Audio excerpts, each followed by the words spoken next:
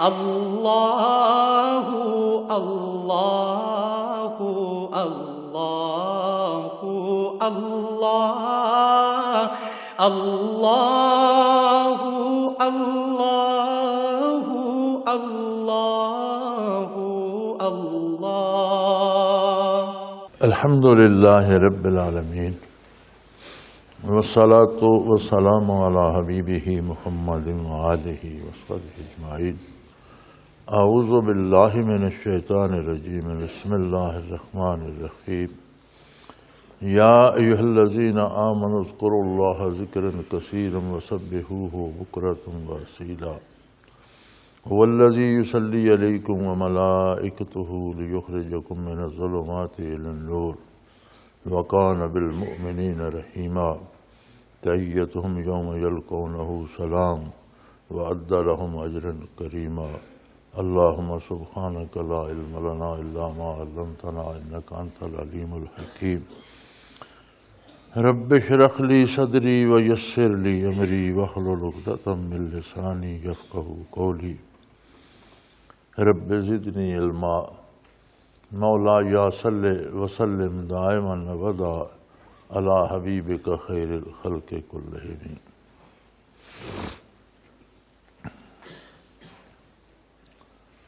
ارشاد باری تعالی ہے، یا ایھا الذین آمنوا اذکروا اللہ ذکرا کثیرا، اے ایمان والو اللہ کا ذکر کثرت سے کرو۔ وسبحوہ بکرۃ واصیلا، رات دن صبح شام ہر لمحہ ہر آن اس کی تسبیح کرتے رہو، اس کی پاکی بیان کرتے رہو۔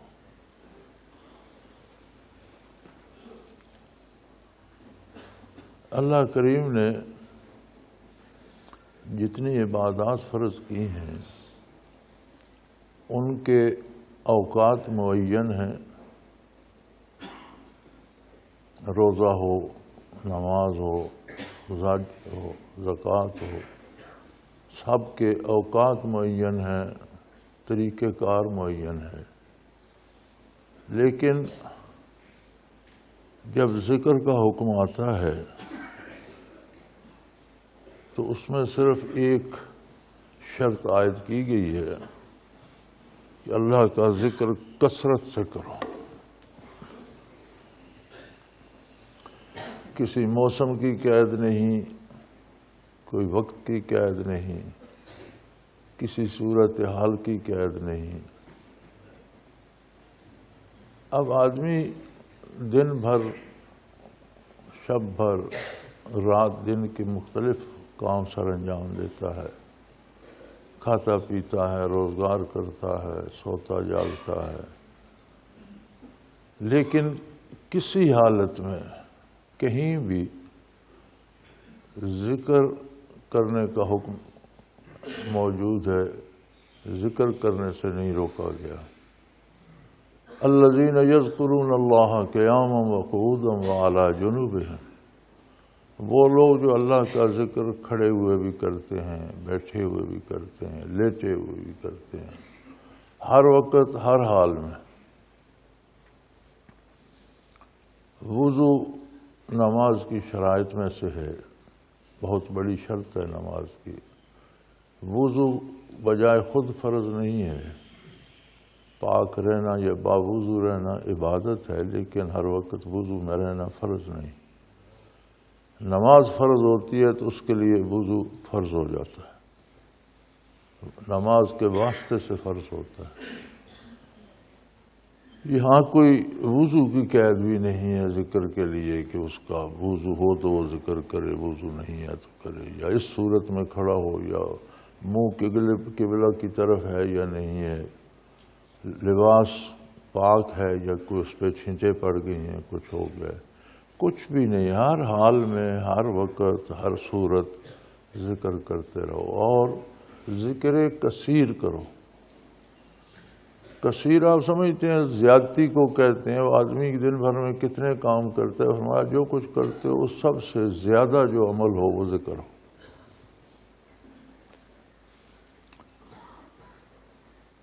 اور اتنے زیادہ ذکر کی کیا ضرورت پیش آئی؟ فرمایا هو الذی یصلی علیکم، اللہ کریم ہر لمحہ ہر آن تم پر اپنی رحمت نازل فرماتا رہتا ہے۔ کوئی لمحہ ایسا نہیں ہے کہ رحمت باری کی برسات نہ ہو رہی ہو۔ تو جو لمحہ تمہارا ذکر سے خالی رہے گا وہ نقصان تمہارا ہے کہ اس میں قبولیت رحمت کی استعداد ضائع ہو جائے گی۔ جو ذکر ہے یہ ایسے ہے کہ جو رحمت نازل ہو رہی ہے اسے دل قبول کر رہا ہے۔ اب اگر دل غافل ہوگا تو وہ جو ابر رحمت ہما وقت برس رہا ہوگا، والذی یصلی علیکم، کوئی وقت کی قید نہیں اللہ کریم نے لگائی۔ وہ کریم ذات ہے، وہ ذات ہے جو تم پر رحمت نازل فرماتا رہتا ہے۔ یعنی ہر آن اللہ کریم کی رحمت برستی رہتی ہے۔ اب آپ میں قبول کرنے کی استعداد ہونا چاہیے۔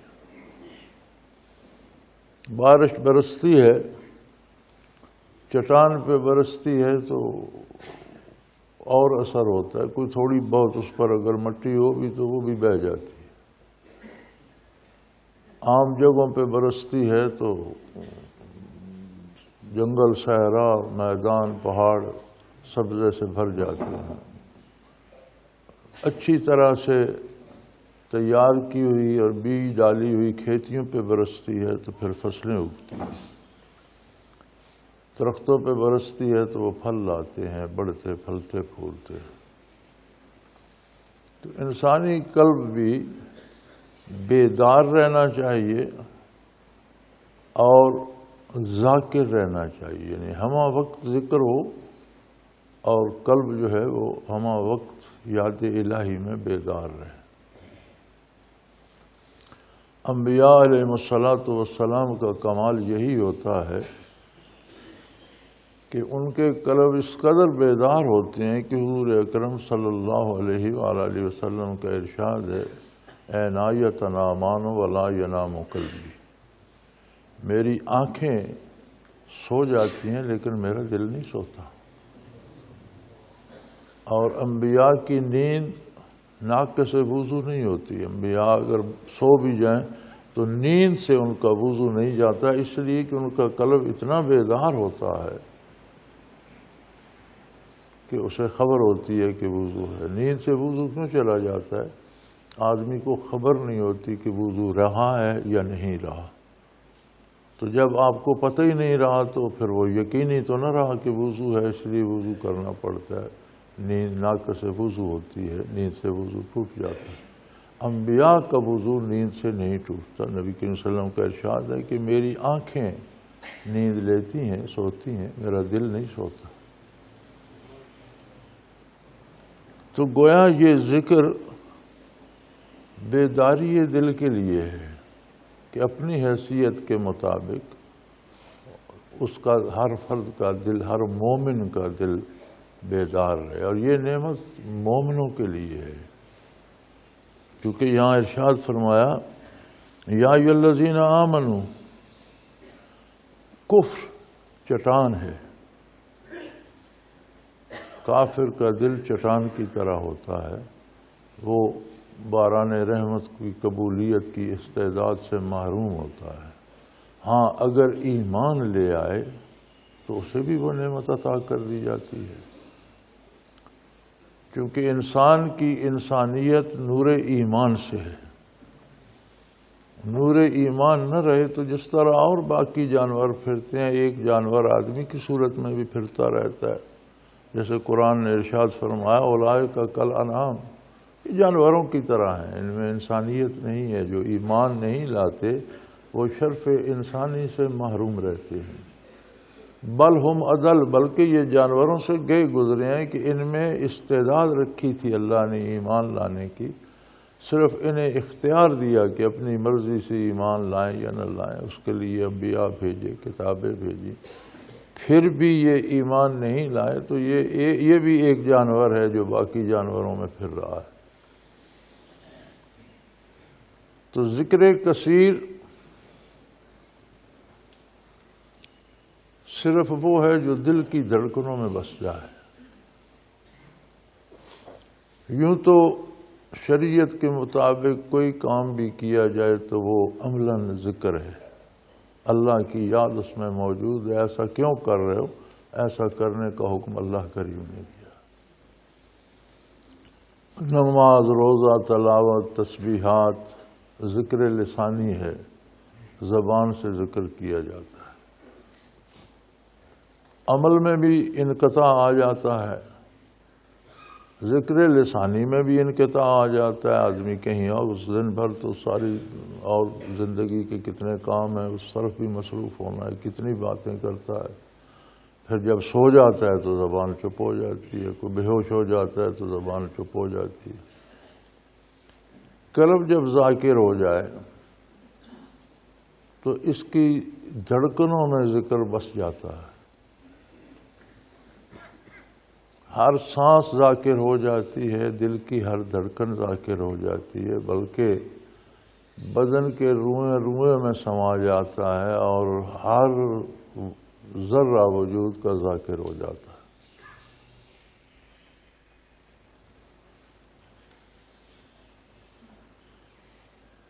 ایک بڑی مزے کی بات ہے کہ لوگ اس میں اعظم تلاش کرتے ہیں،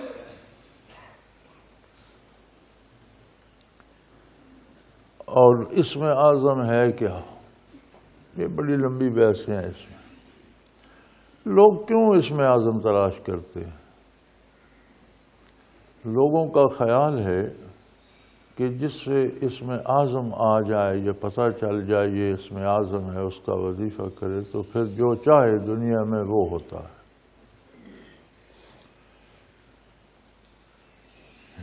پوری توجہ سے یہ بات ذہن نشین کر لیجئے کہ دنیا میں وہ ہوتا ہے جو اللہ چاہتا ہے۔ کوئی بندہ کسی وظیفے، کسی کلام، کسی اسم اعظم سے اللہ کا شریک نہیں بن جاتا کہ اب وہ ہوگا جو یہ چاہے، ایسا ممکن نہیں۔ یہ لوگوں کا وہم ہے۔ تو پھر اسم اعظم سے کیا ہوتا ہے؟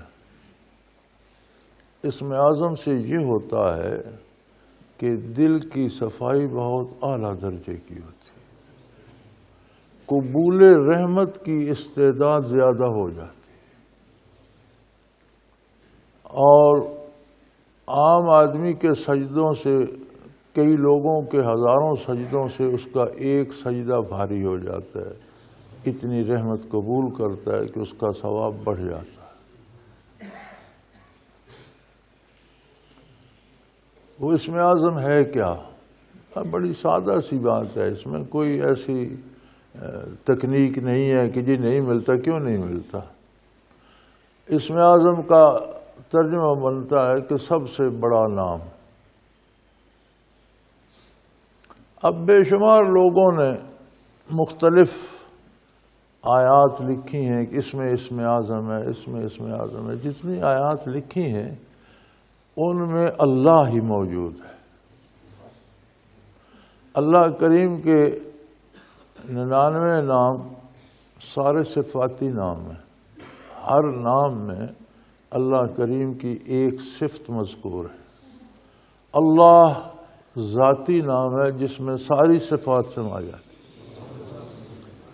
یعنی آپ کوئی بھی صفاتی نام کہتے ہیں یہ اسم اعظم ہے، تو اسم اعظم کیسے ہو سکتا ہے جب اس پہ ایک صفت الہی کا ذکر ہے؟ اب یہ ضروری نہیں کہ اللہ کے جو نام ہمیں بتائے گئے یا جو قرآن میں نازل ہوئے وہ 99 ہیں تو صفات 99 ہی ہوں۔ 99 بتائی گئی ہیں۔ اس کی ذات جیسے لامحدود ہے، اس کی صفات بھی لامحدود ہے۔ ہماری عقل سے وراء الورا ہیں، ہمارے علوم سے بالا تر ہیں۔ تو جس صفت کا بھی رحیم، رحمان، کریم، جبار، قہار، ستار، جس صفت کا بھی ذکر کرو ایک صفت کا اشارہ کر رہا ہوگا، وہ ایک صفت کی حمد کر رہا ہوگا۔ لیکن جب آپ اللہ کہتے ہیں تو ساری صفات جو مخلوق کو بتائی گئیں، جو ہمیں معلوم ہے وہ بھی، اور جو ہم نہیں جانتے وہ بھی، ساری صفات اس اسم ذات میں آ جاتی ہیں اللہ۔ اسی لیے سورہ مزمل میں ارشاد ہوا وَاذْكُرْ اسْمَ رَبِّكَ، اپنے پروردگار کے ذاتی نام کو اس کی تکرار کرو، اس کا ذکر کرو، اور ذاتی نام ہے اللہ۔ وَاذْكُرْ اسْمَ رَبِّكَ، اللہ اللہ اللہ اللہ، اتنا کہو وَتَبَتَّلْ إِلَيْهِ تَبْتِيلًا، کہ سوائے اللہ کے تمہارے دل و دماغ میں کچھ نہ رہے، کائنات سے کٹ جاؤ۔ کتنی وسیع مخلوق ہے اللہ کی، وہ ساری مخلوق سے کٹ کر صرف اللہ رہ جائے، اتنی کثرت سے، اتنی جرت سے، اتنی تیزی سے کرو۔ اور یہ سارے احکام قرآن میں موجود ہیں۔ یہاں اس کی علم ارشاد فرمائی ہے کہ اس کی وجہ کیا ہے، کیوں اتنی کثرت سے ذکر کرو؟ فرمایا اس لیے کہ وہ ہر وقت تم پر رحمت نازل فرماتا رہتا ہے، ہر مومن پر۔ یہاں خطاب مومنین کو ہے۔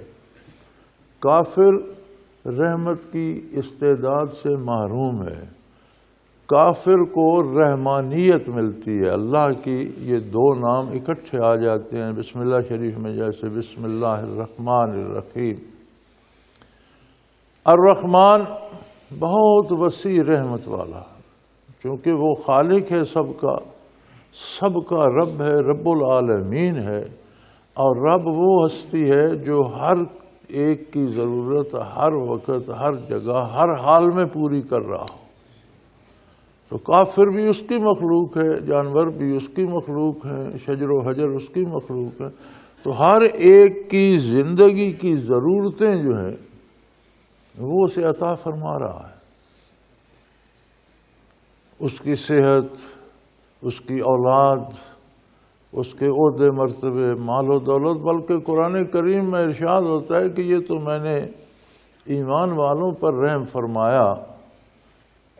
اگر مومنین کا خیال نہ ہوتا اور یہ نہ ہوتا کہ یہ دولت کی چمک میں بہک نہ جائیں، تو میں کافروں کے مکان اور گھر سونے اور چاندی کے بنا دیتا، اور سونے کے تخت بچھا دیتا جن پر یہ گو تکیے لگا کر بیٹھتے، اس لیے کہ اگر سارا گھر بھی سونے چاندی کا ہو جائے، برتن، تکیے، بستر بھی، تو یہ چند روزہ زندگی ہے، چھوڑ کر چلے جانا ہے اور ذرے ذرے کا حساب دینا پڑے گا۔ تو چونکہ کافر آخرت سے محروم ہے، تو وہ اتنا کریم ہے کہ وہ کہتے ہیں اس نے دنیا ہی چنی ہے، تو میں چاہتا ہوں کسی دنیا تو بے حساب دے دوں، لیکن اس لیے اتنی نہیں دی کہ کمزور ایمان والے جو ہیں وہ دنیا کے لالچ میں پھسل جائیں گے۔ میں نے ان کے ساتھ رعایت کی ہے۔ تو دنیا تو سب کو دے رہا ہے، روزی، مادی روزی، ہوا، پانی، سورج، وقت کے ساتھ ساتھ لڑکپن، جوانی، طاقت، اقتدار، بڑھاپا، کمزوری، یہ سارا جو اللہ کا ایک نظام ہے اس میں سارے چل رہے ہیں۔ لیکن رحمت خاصہ جو ہے وہ صرف مومن کا حصہ ہے۔ اور فرمایا رات دن کا کوئی لمحہ ایسا نہیں جب اللہ کریم تم پر رحمت نہ برسا ہو۔ والذی یصلی علیکم، تم پر رحمت نازل فرما رہا ہے، وملائکتہ، اور اس کے فرشتے تم پر رحمت کی دعا کر رہے ہیں۔ اب کتنے فرشتے ہیں اللہ کے لشکروں کو اللہ کے سوا کوئی نہیں جانتا، وہ خود ہی جانتا ہے۔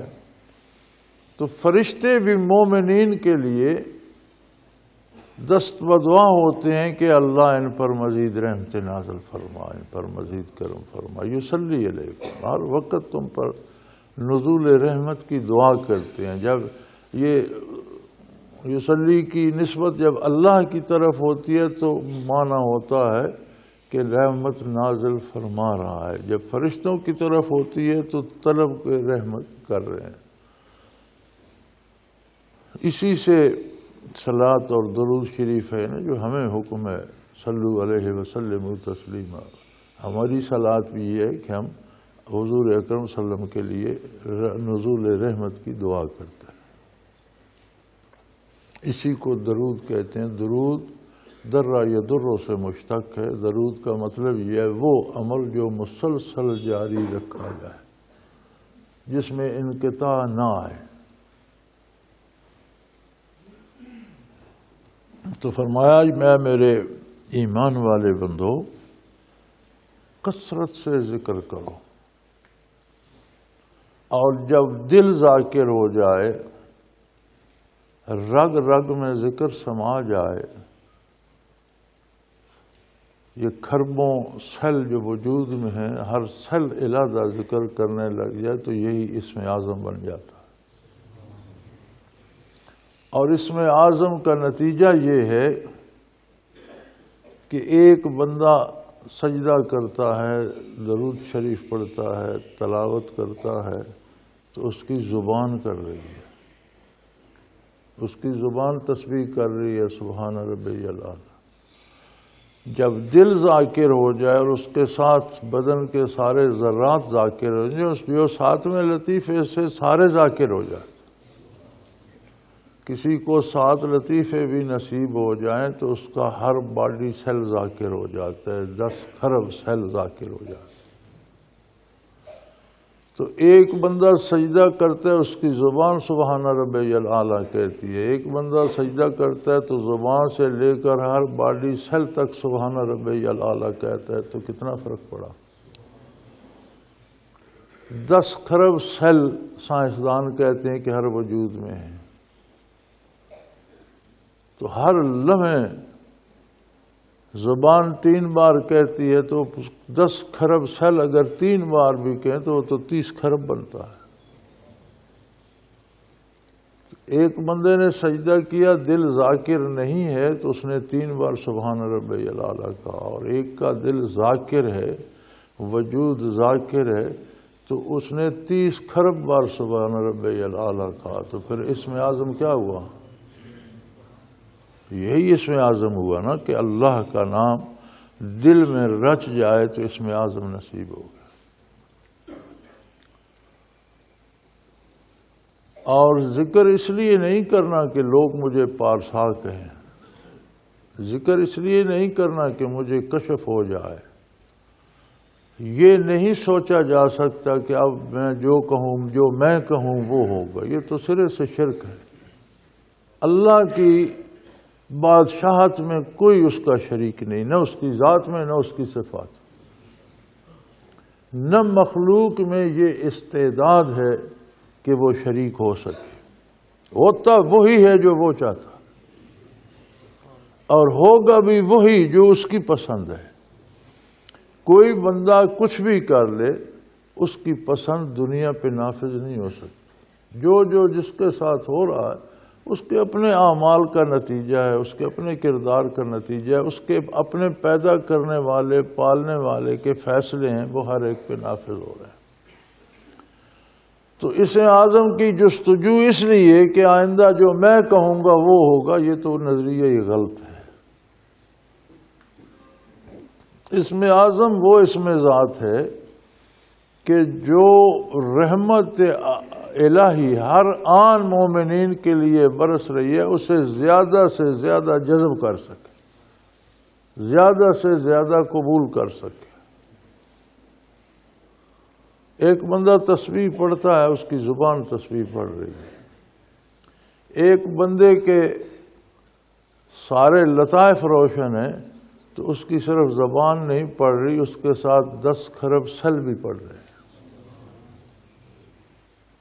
یعنی اسم اعظم کی یہ برکت ہے کہ آپ تسبیح پر ایک دفعہ درود شریف پڑھتے ہیں، اور اگر آپ کا وجود ذاکر ہے تو آپ زبان ایک بار پڑھتی ہے، آپ اس کے سل ساتھ ایک بار بھی ایک سل پڑھے تو 10 کھرب بار پڑھا ہے۔ بہت سے دوستوں کو ہوتا ہے اتنا درود شریف 3000 بار پڑھو، 500 بار، 700 بار۔ یہ تعداد مقرر کرنا، اس کا ایک فائدہ یہ ہے کہ اگر تعداد مقرر نہ ہو تو آدمی محروم رہ جاتا ہے، اگر مقرر کر لے تو اتنا روز پڑھ لیتا ہے، یہ فائدہ ہے۔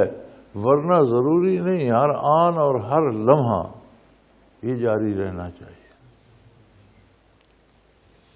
اور یہی اسم اعظم ہے کہ بندے کے دل میں وہ استعداد آ جائے، اس کا ہر باڈی سیل ذاکر ہو جائے، تو ذکر جو ہے یہ استعداد ہے قبولیت رحمت الہی کی، جو ہر لمحہ ایمان والوں پر برس رہی ہے۔ اور یہ حکم مومنین کو ہے، جو بھی ایمان لائے گا وہ اس سعادت سے بہرہور ہو سکتا ہے۔ جسے ایمان ہی نصیب نہیں تو کفر ایسا ہے جیسے برستی بارش میں بھی ننگی چٹانیں کھڑی ہوں کہ اس بارش کو بھی قبول کرنے کی ان میں استعداد ہی نہیں ہوتی۔ یا ایھا الذین آمنوا اذکروا اللہ،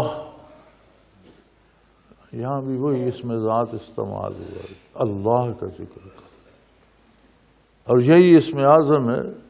ہاں، ذکرن کثیرا، بہت کثرت سے، وسبحوہ بکرۃ واصیلا، رات دن ہمہ وقت اس کی پاکی بیان کرتے رہو۔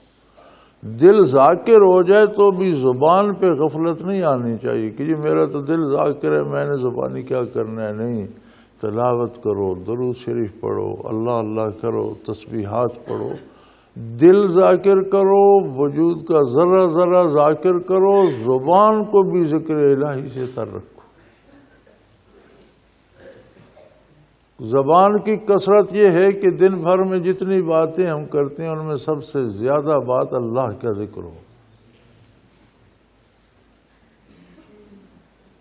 اور اس لیے کرو والذی، وہی ذات تو ہے یصلی علیکم، جو تم پر مسلسل رحمت نازل فرماتا رہتا، مسلسل باران رحمت برستی رہتی ہے، ہر لمحہ ہر آن نزول رحمت ہوتا رہتا ہے۔ وملائکتہ، اور اس کے فرشتے بھی ہمہ وقت تم پر نزول رحمت کی دعا کرتے ہیں۔ لیخرجکم من الظلمات الی النور، نزول رحمت اور فرشتوں کی دعا اور اللہ کی رحمت کا نزول اور ہماری قبولیت سے ہمیں کیا پتہ چلے گا، کیسے سمجھ آئے گی کہ ہم پر رحمت نازل ہوئے؟ فرمایا جب رحمت نازل ہوتی ہے تو بندہ اندھیروں سے روشنی کی طرف سفر کرتا ہے، گناہوں سے نکل کر نیکیوں کی طرف جاتا ہے۔ اسم اعظم کا کمال یہ ہے کہ گناہ کڑوے لگنے لگ جاتے ہیں اور نیکیاں میٹھی لگنے لگ جاتی ہیں، حتیٰ کہ جان بھی دینی پڑے، گردن کٹوانی پڑے تو اس میں بھی الگ لذت ہے۔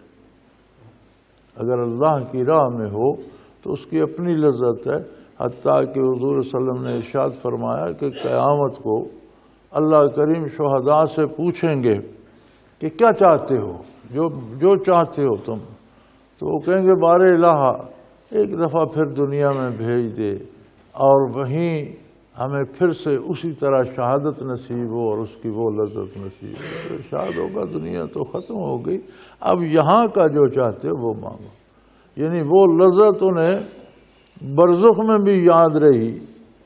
قیامت کا حادثہ بہت بڑا حادثہ ہے، لیکن ذات سا قیامت کا بھی ان کی لذت ان کے ذہنوں سے فراموش نہ کرا سکا، اور ابھی تک اس کی طلب ان میں باقی ہے۔ یہ اسم اعظم کا کمال ہے۔ اگر یہ نصیب نہ ہو تو بندہ کہتا ہے دل تو بڑا چاہتا ہے پر نمازیں چھوٹ جاتی، دل تو بڑا چاہتا ہے لیکن مجھ سے تسبیحات پڑھی نہیں جاتی۔ اور بڑی عجیب بات ہے، بندہ سکے کی قیمت جانتا ہے نا، کبھی کوئی 1 پیسہ بھی گرنے نہیں دیتا، کوئی بندہ 5 روپے 10 روپے نکلنے نہیں دیتا، کوئی کہیں چونی گر جائے تو سارا دن پریشان ہو کے خاک چھانتا رہتا ہے۔ ذکر چھوٹ جائے تو اسے کیوں دکھ نہیں ہوتا؟ جب یہ اس میں اعظم ہے۔ اور بڑی عجیب بات ہے، خط آتے ہیں دوستوں کے، ای میل آتی ہے، وہ جی میری طبیعت خراب ہو گئی، بیمار ہو گئے، ذکر چھوٹ گیا۔ وہ خدا کے بندے، بیمار ہو جائے تو اسے تو زیادہ علاج کی ضرورت ہے، زیادہ ذکر کی ضرورت ہے۔ بیمار ہو گئے تو اور کام چھوٹ گئے، زیادہ فرصت ہو گئی ہے، اپنا اللہ کرتے رہو۔ لیکن یہ تب ہوتا ہے جب ان چیزوں کی قیمت کا ادراک ہو، قیمت کا پتہ ہو۔ تو قرآن کریم کی یہ آیت مبارکہ اس کی قیمت کا احساس دلا رہی ہے۔ اور ہوتا یہ ہے لِيُخْرِجَكُم مِّنَ الظُّلُمَاتِ إِلَى النُّورِ، انسان ہے، دنیا دار دنیا ہے، اس میں کوتاہیاں بھی ہوتی ہیں، سستی بھی ہوتی ہے، غلطی بھی ہوتی ہے، لیکن ذاکر کا سفر اندھیروں سے روشنی کی طرف جاری رہتا ہے، اس سے برائیاں، خطائیں، غلطیاں چھوٹتی جاتی ہیں اور وہ نیکیاں اپناتا چلا جاتا ہے۔ وَقَانَ بِالْمُؤْمِنِينَ رَحِيمًا، اور یہ سارا کچھ اس لیے ہوتا ہے کہ اللہ کریم ایمان والوں کے لیے بے پناہ رحمت کرنے والے، بے حد و بے حساب رحم کرنے والے ہیں۔ حتیٰ کہ تحیتہم یوم یلقونہ سلام، حتیٰ کہ جب آخرت میں داخل ہوتا ہے، میدان حشر میں اٹھے گا، تو اللہ کی طرف سے اسے سلامتی کا تحفہ ملتا ہے۔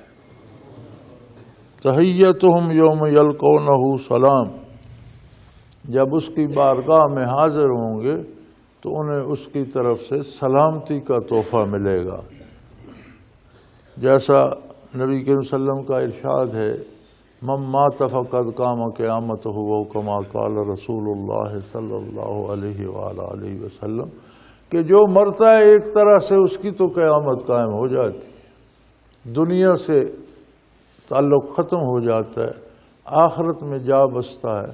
تو فرمایا مر کر آئے، برزخ میں آئے، میدان حشر میں آئے، اللہ کی طرف سے اس پر سلامتی کا نزول ہوتا ہے تو اسے تحفہ ملتا ہے۔ وَأَعَدَّ لَهُمْ أَجْرًا كَرِيمًا، اور ان کے لیے ان کی محنت، مشقت، مجاہدے سے کہیں بڑھ کر اس نے اجر تیار کر رکھا۔ یہ تو وہاں پتہ چلتا ہے کہ کام بہت تھوڑا تھا،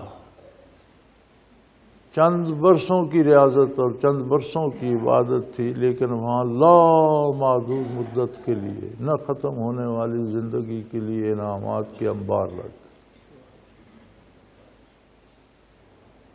تو ان آیات مبارکہ نے جہاں کثرت ذکر کا حکم دیا ہے، وہاں اس کی ضرورت اور اس کا فائدہ بھی بتا دیا ہے۔ اور یہ نعمت جس طرح ذاکرین قبول کرتے ہیں اور جتنی ان کو عطا ہوتی ہے، غیر ذاکر کو عطا ہونا ممکن نہیں، اس لیے کہ ان کے پاس اسم اعظم ہے۔ تو میرے بھائی یہ یاد رکھ لو کہ یہی اسم اعظم ہے، اس سے قبولیت کی استعداد بڑھتی ہے، نزول رحمت ہر لمحہ ہر آن جاری ہے۔ اب یہ ہماری ہمت ہے کہ اللہ ہمیں توفیق دے، ہم کتنی رحمت قبول کر سکتے ہیں، کتنی اس کی مدح و ثنا کر سکتے ہیں، کتنے سجدے اس کی بارگاہ میں پیش کر سکتے ہیں، کتنی غلطیوں، گناہوں، کتنی خطاؤں سے بچ سکتے ہیں، اور کتنی نیکیاں انجام دے سکتے ہیں۔ اس کی اللہ سے توفیق بھی طلب کرتے رہا کریں اور اس میں پوری محنت دل جمی اور پورے خلوص سے کوشاں رہیں۔ وآخر دعوانا ان الحمدللہ رب العالمین۔ الحمدللہ رب العالمین، الحمدللہ رب العالمین، الحمدللہ رب العالمین، والصلاة والسلام علی حبیبہ محمد وآلہ وصحبہ۔ اللہم ربنا لا تقتلنا بغضبک ولا تہلکنا بعذابک واعف عنا قبل ذلک۔ اللہم ربنا لا تسلط علینا من لا یرحمنا، انت ولینا فی سفرنا وحضرنا فی مالنا واہلنا، انت ولینا فی الدنیا والآخرہ، توفنا مسلمین والحقنا بالصالحین۔ اللہم ربنا علیک توکلنا والیک انبنا والیک المصیر۔ اللہم ربنا سہل لنا امورنا کلہا فی دیننا و دنیانا، رب یسر رب یسر رب یسر ولا تعسر وتمم بالخیر۔ اللہم ربنا وفقنا لما تحب وترضى واجعل آخرتنا خیر من الأولى۔ اللہم اغفر لنا ذنوبنا، اللہم اغفر لنا ذنوبنا، اللہم اغفر لنا ذنوبنا وقنا عذاب النار۔ اللہم صلی علی محمد النبی الامی وآلہ وصحبہ وبارک وسلم رحمتک یا اللہ اللہ اللہ اللہ اللہ اللہ اللہ اللہ۔ حضرت امیر محمد اکرم آوان مد ظلہ العالی دارالعرفان منارہ ضلع چکوال میں سالہ سال سے قرآن و حدیث کے اوپر خطابات کر رہے ہیں اور سلسلہ نقشبندیہ اویسیہ کے مطابق لوگوں کو ذکر الہی کی تربیت دے رہے ہیں۔ وہ قرآن پاک کی تفسیر ترتیب وار بیان کر رہے ہیں۔ تفسیر قرآن کو وہ موجودہ ملکی اور بین الاقوامی حالات کے مطابق بیان کرتے ہیں۔ موٹر وے سے کلر کہار کے انٹرچینج سے نکلتے ہوئے کلر کہار کی جھیل سے ہوتے ہوئے میانی، بوچھال اور نورپور سے گزرتے ہوئے دارالعرفان منارہ پہنچ سکتے ہیں۔ حضرت امیر محمد اکرم آوان نے بچیوں اور بچوں کی دینی اور دنیاوی تعلیم کے لیے سقارہ اکیڈمی کے نام سے ایک درسگاہ بھی قائم کی ہے، جس کا افتتاح ملک پاکستان کے صدر جنرل محمد ضیاء الحق نے اپنے دست مبارک سے کیا تھا۔ وہ تمام احباب جو اسلام کی طلب رکھتے ہیں ان سے گزارش ہے کہ دارالعرفان منارہ ضلع چکوال میں امیر محمد اکرم آوان صاحب کے خطابات سے مستفید ہوں۔ وہ ہر جمعے کو نماز سے پہلے بیان فرماتے ہیں۔ ہر ماہ کی پہلی اتوار کو ماہانہ اجتماع ہوتا ہے جس میں آپ خصوصی خطاب فرماتے ہیں اور پاکستان کے چاروں صوبوں سے احباب اس اجتماع میں شرکت کرتے ہیں۔ اس کے علاوہ یہاں سال میں 2 مرکزی اجتماعات بھی ہوتے ہیں، ایک رمضان المبارک میں اعتکاف کا اجتماع اور دوسرا جولائی اور اگست میں 40 دن کا اجتماع ہوتا ہے جس میں روحانی تربیت کی جاتی ہے۔ اپنا خون سیماب دے کر اتنا ہم کر جائیں گے، نام آقا کا چمن میں پھر رقم کر جائیں گے۔